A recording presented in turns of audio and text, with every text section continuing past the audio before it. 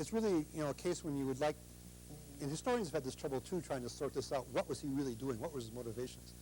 It's an occasion when it would be neat if you could really talk to the guy. It's a shame, so often these people appear out of nowhere when, we least expect that somebody's there. It'd be neat if we could, a case like this, we could get Richelieu here. Maybe, if I use some of that magic I was talking about last week, maybe we could. Let's see. How could we do it? Richelieu, I want you to appear now!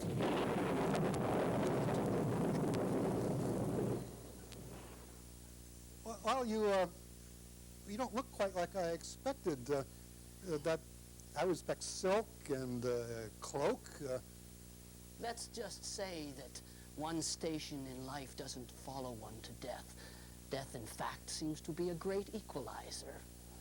Well, if you're more equal now, perhaps you could talk to us a bit about the peasants. I'm wondering why it is that you tax those peasants so heavily, so much suffering. If the peasants are not proud of their financial contributions to the well-being of the state, then they must realize that when they are well off, it is impossible to keep them peaceable. Indeed, if I was to take away the burdens of taxation and similar charges, they would lose the mark of their station. Let us compare them to mules who, accustomed to a life of long suffering, when they are allowed to be idle, only suffer more. It's much better to keep them busy, you see. I see. Okay, one other thing, if we might, while you're here. The textbook talks about you reinstituting the selling of offices, venality of office. Is that the case? Of course not, no. This idea that I somehow revived some ancient custom of selling offices is completely false and wrong. I merely continued what had been going on before me. I inherited the policy. Oh, good. Thank you very much. You've been really, really great help. By the way, before I go, I was listening to the earlier part of your lecture. In fact, we all were.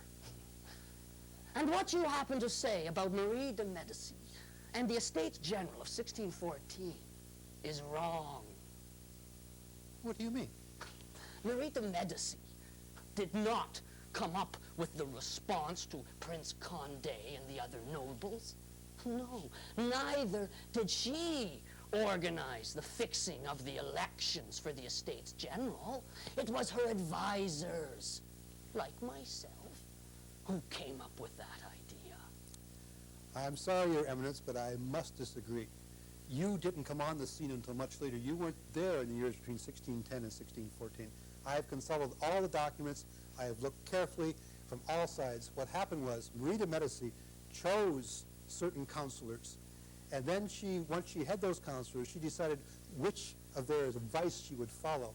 She carefully followed that advice, and it was her prestige, her letters, her activity that provided the fixing of the elections and provided the policy that saved France. I'm sorry, I have looked at this much more carefully. Be that as it may, I have read your book on the subject, and you are completely wrong in being so favorable to Marie de Medici and the Estates General of 1614.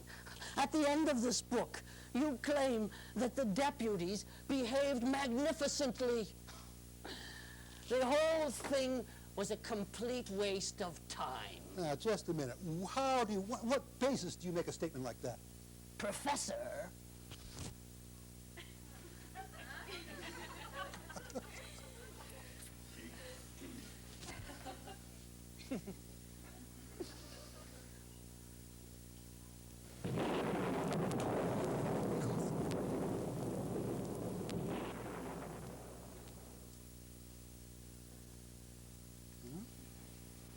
He's a dramatic fellow, Richelieu is. He's right. He was at the Estates General of 1614. He was elected as the deputy from Luçon, but he was not involved at all in the inner doings. That's where Marie de Medici noticed him.